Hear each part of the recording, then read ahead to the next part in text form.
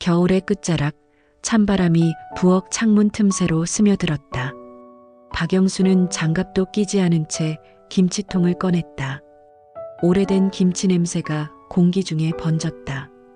그 냄새 속엔 평생을 살아온 시간과 고집, 그리고 그녀만의 자부심이 들어있었다. 이 고들빼기는 짠맛이 생명이야. 하루만 덜 절여도 맛이 죽지. 그녀는 혼잣말을 중얼거리며 칼끝으로 고들빼기를 쓱쓱 썰었다. 손끝은 이미 굳은 살로 단단했지만 칼질은 여전히 단정했다. 젓가락으로 맛을 본 뒤 고개를 끄덕였다.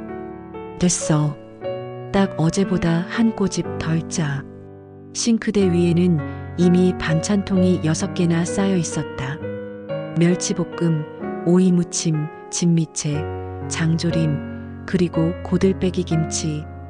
그녀는 정성스레 통마다 라벨을 붙였다.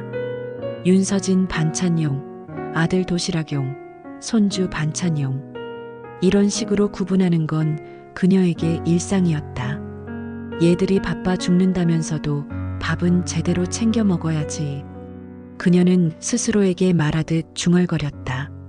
마치 아들이 여전히 어린 시절 학교 다녀오면 반찬 투정을 하던 때처럼. 그날 오후 영수는 종일 만든 반찬들을 보자기에 싸서 들고 나섰다. 한겨울에 찬 공기 속에서도 그녀의 걸음은 단단했다. 지하철 3번을 갈아타고 아들 부부가 사는 신도시 아파트에 도착했다. 엘리베이터 안거울 속에는 주름진 얼굴이 비쳤다. 영수는 살짝 모자를 고쳐 썼다. 요즘 젊은 며느리들 앞에서는 괜히 초라해 보이기 싫었다. 서진이는 착한 애야. 그래도 내 손맛을 제일 좋아하잖아. 그 생각 하나로 마음이 조금 따뜻해졌다. 띵! 문이 열리자 환한 얼굴의 윤서진이 마중 나왔다. 어머니, 추운데 오셨어요? 어쩐 일이세요? 그냥 반찬 좀 만들어서 왔지. 아니, 이렇게 자주 오시면 제가 너무 죄송하잖아요. 죄송하긴 뭐가 죄송해. 내 손주 입에 들어가는 건데. 서진은 반갑게 웃으며 보따리를 받았다. 향긋한 반찬 냄새가 현관 안을 채웠다. 그녀는 빠르게 부엌으로 들어가 통을 냉장고에 정리했다. 어머니, 이 고들빼기 김치 냄새 진짜 미쳤어요. 이거 저번에 친구가 먹어보고 어디서 샀냐고 물어봤다니까요. 그 말에 영수는 입가에 미소를 띄었다. 그럴 줄 알았지. 요즘 젊은 사람들 이런 맛 못 보거든. 그녀는 괜히 뿌듯해서 고무장갑 낀 손을 털었다. 그래도 냉장고에 너무 오래 두지 말고 빨리 먹어야 해. 네네 알겠어요. 내일 도시락도 싸가야 하니까요. 다음 주 영수는 다시 반찬을 만들어 아들 집을 찾았다. 며느리는 그날도 바쁜 듯 머리를 묶고 나왔다. 어머니, 고생 많으셨어요. 그래, 지난번에 준 반찬은 잘 먹었어? 아, 네. 다 먹었어요. 영수는 냉장고 문을 열었다. 손에 익은 듯 지난번 통을 꺼내서 새 반찬을 채워 넣으려 했다.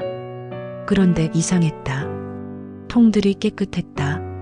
마치 세척한 듯 반짝반짝 빛났다. 고들빼기 통 안쪽은 고춧가루 얼룩조차 없었다. 이게 뭐지? 그녀는 멈칫했다. 지난주에 만든 양이 적지 않았는데 그게 일주일 만에 전부 사라졌다는 건 납득이 안 갔다. 서진아. 네. 그 반찬들 다 먹었니? 아, 네. 도시락 싸고 아침에도 먹고 해서요. 그래도 저만큼을 일주일 만에다? 네. 남편이 요즘 야근이 많아서 늦게 들어오면 또 먹거든요. 영수는 고개를 끄덕였지만 마음속 어딘가가 불편했다. 아들이 반찬을 그렇게 잘 먹는 사람은 아니었다. 도시락이라도 싸준다면 좋긴 하지만 저 양이라면 한 보름은 좋게 먹을 수 있을 터였다. 요즘 젊은 것들은 입이 작다는데. 그녀는 중얼거리며 반찬통을 다시 냉장고에 채워 넣었다. 그날 밤 영수는 잠을 설쳤다.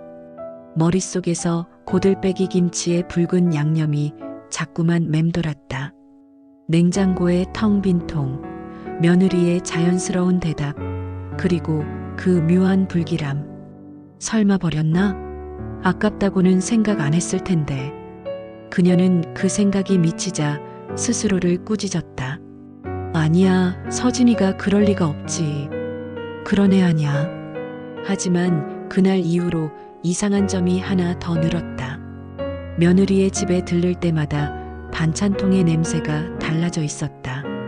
마치 다른 양념이 섞인 듯 자신이 만든 맛과 미묘하게 달랐다. 좀 더 단맛이 났고 마늘 냄새가 옅었다. 내가 헛맛을 느끼나? 하지만 그녀는 알고 있었다. 평생을 부엌에서 보낸 사람의 미각은 속일 수 없다는 걸. 그의 2월의 마지막 주, 영수는 평소처럼 시장을 보러 나갔다. 마트 안의 냉장 코너 앞, 시식 코너에서 들려오는 소리가 귀를 멈추게 했다. 오늘 신상 반찬이에요. 젊은 사장님이 직접 만드셨대요. 특히 고들빼기 무침이 진짜 맛있어요. 영수는 무심코 고개를 돌렸다. 투명한 플라스틱 용기 안 붉은 양념에 버무려진 고들빼기가 눈에 들어왔다. 그리고 그 순간 그녀의 손끝이 떨렸다. 그건 그녀의 손맛이었다. 양념의 점도, 고춧가루의 농도, 심지어 절인 시간까지. 이건 내 김치야. 그녀는 용기를 들어 뒷면을 살폈다. 제조자 윤서진. 머릿속이 하얘졌다. 눈앞에 불빛이 번져 보였다. 입안이 바짝 말라붙었다. 이게 무슨 일이야? 며느리가 내 음식을 팔아? 마트의 음악은 여전히 흘러나오고 사람들은 아무렇지 않게 고들빼기를 맛보고 있었다. 하지만 영순의 세상은 그 순간 멈춰 있었다. 그녀의 심장은 서늘하게 식어가고 있었다. 며느리가 감히 내 음식을 빼돌려서 팔아? 그녀의 입술이 미세하게 떨렸다. 긴 세월 동안 지켜온 자부심이 그 자리에서 흔들렸다. 이제 그녀는 진실을 확인하러 가야 했다. 그리고 그날 밤, 박영수는 처음으로 며느리의 가게 앞에 섰다. 마트의 조명이 유난히 밝았다. 형광등 불빛 아래 반짝이는 유리 선반, 깔끔히 줄 맞춰 놓인 플라스틱 용기들, 그리고 그 한가운데에 놓인 고들빼기 김치. 박영수는 마치 낯선 세상에 들어온 사람처럼 그 앞에 멈춰 섰다. 시식 코너의 아르바이트생이 활짝 웃으며 외쳤다. 오늘 신상품이에요. 유네스 반찬이라고 요즘 SNS에서 난리 났어요. 직접 만들어서 납품하신대요. 그녀는 귀로는 들으면서도 머릿속이 하얗게 비워졌다. 눈앞의 용기가 이상하게 낯설지 않았다. 그 뚜껑의 미세한 흠집, 손잡이의 굴곡, 라벨의 위치, 모두 자기 부엌에서 쓰던 반찬통이었다. 손끝이 얼어붙은 듯 떨렸다. 이거 혹시 사장님 이름이 뭐라고요? 아, 여기 써 있잖아요. 제조자 윤서진. 요즘 30대 젊은 창업주라던데요. 윤서진? 그 이름이 공기 중에서 맴돌았다. 소리가 귀를 찢는 듯했다. 영수는 한참 동안 그 자리에 서 있었다. 누군가가 뒤에서 부딪혀도 장바구니를 떨어뜨려도 아무 소리도 내지 못했다. 그녀의 눈앞에는 오직 유네스 반찬이라는 검정 글씨만이 떠올랐다. 서진이가? 입술이 간신히 움직였다. 이걸 이렇게 팔아? 용기 뒷면을 바라보던 그녀의 시야가 흔들렸다. 고들빼기 무침, 진미채, 멸치볶음 모두 그녀가 지난주에 보따리로 싸서 가져간 반찬들이었다. 그 양념 비율이며 재료 손질법까지 그녀의 손맛 그대로였다. 내 반찬을 내 이름도 없이 파는 거야? 심장이 쿵쿵 뛰었다. 얼굴에 피가 쏠렸다. 그녀는 반찬 코너를 벗어나기 위해 천천히 발을 옮겼다. 그러나 발걸음이 뜻대로 움직이지 않았다. 아래턱이 굳고 눈시울이 뜨거웠다. 마트를 빠져나오자 찬바람이 얼굴을 후려쳤다. 손에 쥔 비닐봉투가 바람에 흔들렸다. 그녀는 버스 정류장 옆 벤치에 털썩 주저앉았다. 이게 다 무슨 일이지? 내가 만든 걸 저 애가 혹시 우연일까?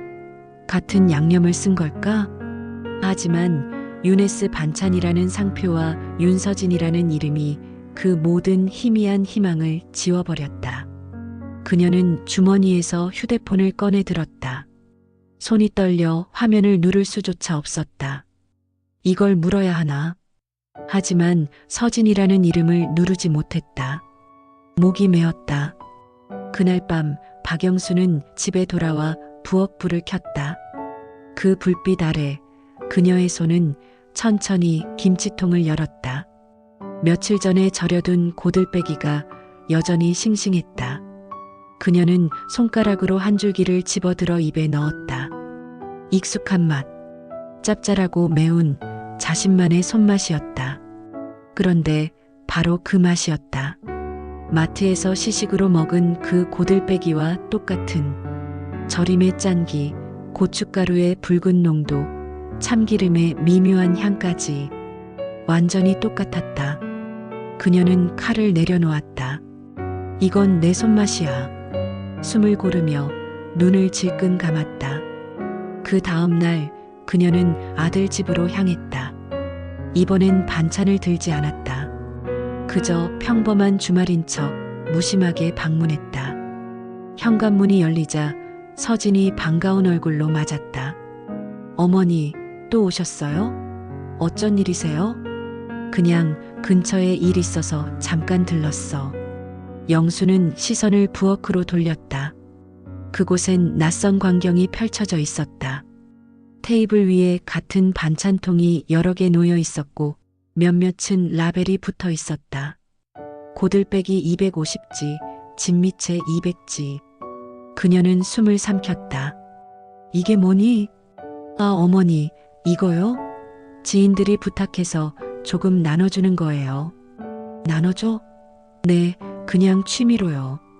요즘 반찬 공방 체험 같은 거 하거든요. 서진의 말은 부드러웠지만 눈빛이 흔들렸다. 영수는 그 미묘한 떨림을 놓치지 않았다. 그래, 취미라. 그녀는 냉장고로 다가가 문을 열었다. 그 안에는 더 많은 반찬통이 있었다. 정갈하게 포장된 통들, 그 옆에는 택배 박스가 몇 개 놓여 있었다. 유네스 반찬, 그 로고가 눈에 들어왔다. 이건 또 뭐야? 그건 어머니. 서진은 잠시 머뭇거렸다. 솔직히 말씀드리면 제가 어머니 반찬 레시피를 조금 응용해서 팔고 있어요. 어머니처럼은 못하지만 다들 맛있다고 하셔서 그냥 조금만 해봤어요. 응용? 그 단어에 영순의 이마가 찌푸려졌다. 내가 만든 걸 그대로 가져다 쓰는 게 응용이야? 서진은 고개를 숙였다. 죄송해요. 근데 어머니, 정말로 나쁜 의도는 없었어요.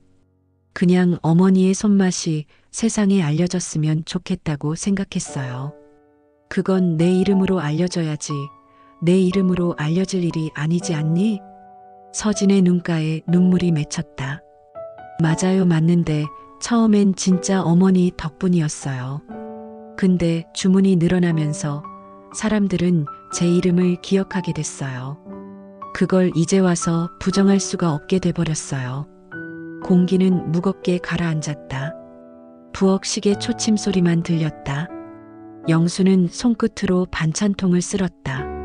마치 자신이 낳은 아이가 다른 사람 이름으로 살아가는 걸 보는 듯했다. 내 음식은, 내 손맛은 내 인생이야. 그녀의 목소리가 낮고 단단하게 떨렸다.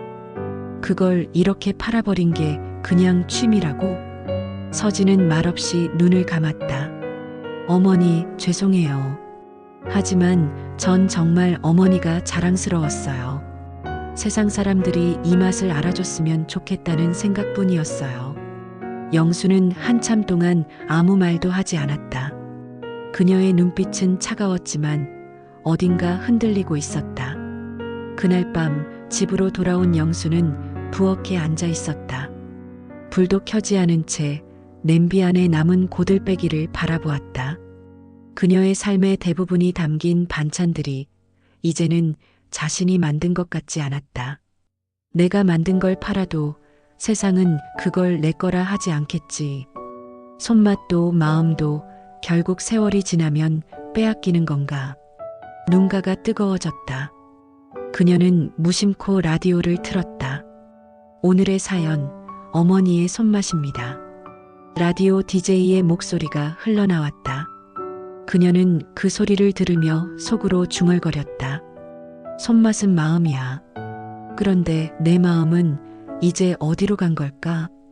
박영수는 그날 이후로 며느리 윤서진을 유심히 지켜봤다. 겉보기에는 평소와 다름없는 서진이었다. 아침마다 출근 전 남편을 챙기고 아이를 어린이집에 데려다주고 밤에는 늦게까지 컴퓨터 앞에서 일하는 워킹맘. 그런데 이상하게도 냉장고 속 음식의 양이 자꾸 줄었다. 특히 자신이 만든 음식만. 이건 또 왜 이렇게 없어졌지? 영수는 조심스레 김치통을 열어봤다. 며칠 전 김장을 하면서 일부러 넉넉히 담아두었던 김치였다. 그런데 양이 절반으로 줄어 있었다. 아들 현우는 김치를 그렇게 많이 먹지 않는다. 손자도 아직 어리고 식사 때마다 먹는 양이 일정했다. 그렇다면 남는 건 서진뿐이었다. 설마 영수는 믿고 싶지 않았다. 며느리가 시어머니의 음식을 빼돌린다는 건 너무 치졸하고 동시에 너무 낯선 일이었다. 하지만 직감은 그리 단순하지 않았다. 며칠째 사라지는 찌개, 불고기, 장조림, 심지어 손이 많이 간 반찬들까지 패턴이 있었다. 비싼 음식, 정성이 많이 들어간 음식이었다. 다음 날 아침 영수는 일부러 새벽같이 일어나 부엌으로 향했다. 자신의 의심이 틀리길 바랐다. 그러나 그녀의 손은 이미 김치통 위에 냉장고 문손잡이에 닿아 있었다. 그리고 그 안에는 전날 새로 담아둔 갈비찜이 반쯤 비워져 있었다. 이건 어젯밤에 넣은 건데. 영수는 손을 덜덜 떨었다. 그때였다. 현관 쪽에서 아주 살짝 문 여는 소리가 났다. 살금살금. 영수는 무의식적으로 불을 끄고 부엌 한쪽 벽 뒤로 숨었다. 시간은 새벽 5시 40분. 그 시간에 집을 나서는 사람은 윤서진이었다. 서진은 슬리퍼를 벗고 무릎까지 오는 코트를 걸친 채 검은색 에코백을 들고 있었다. 그 안에는 무언가 담겨 있었다.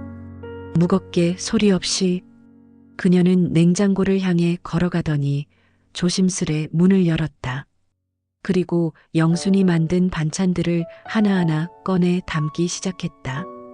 깍두기, 멸치볶음, 간장게장, 갈비찜까지. 영수는 숨이 멎는 듯했다. 그 장면은 충격이었다. 하지만 동시에 이상했다.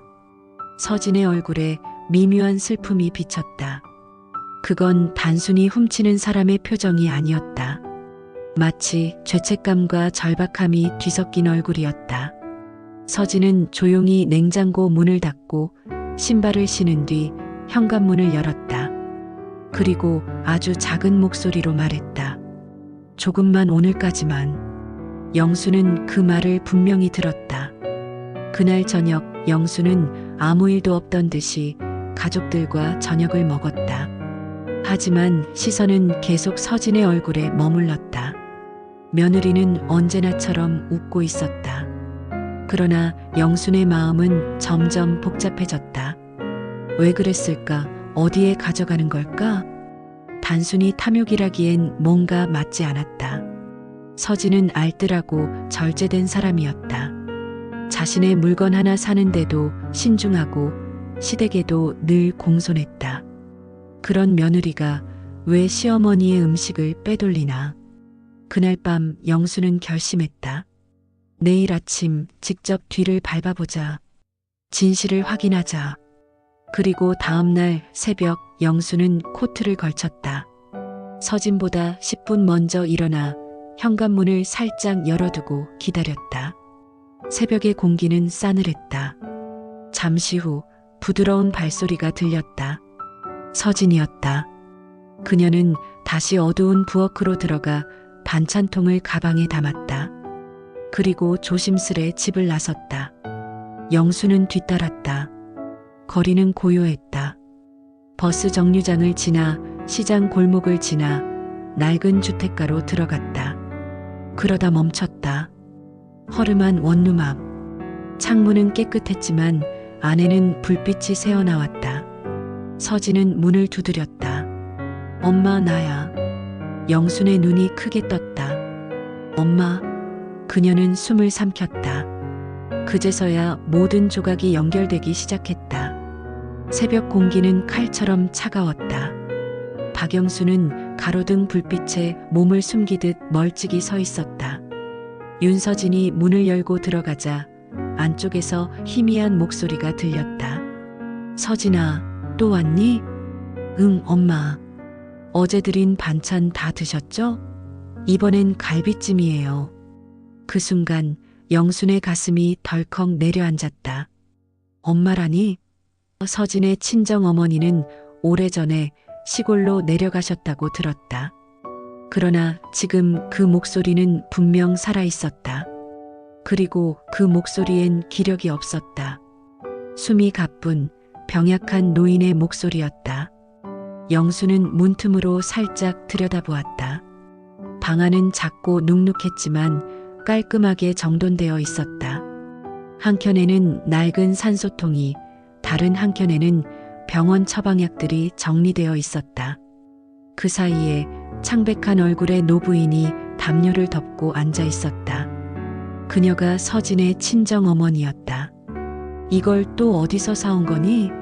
사온 게 아니라 그냥 집에서 가져왔어요. 그럼 시어머니가 아실까봐. 괜찮아요. 어차피 많이 하셨어요. 안 드시는 건데 버리기 아깝잖아요. 서진은 애써 웃었다. 하지만 그 미소는 너무 힘겨웠다.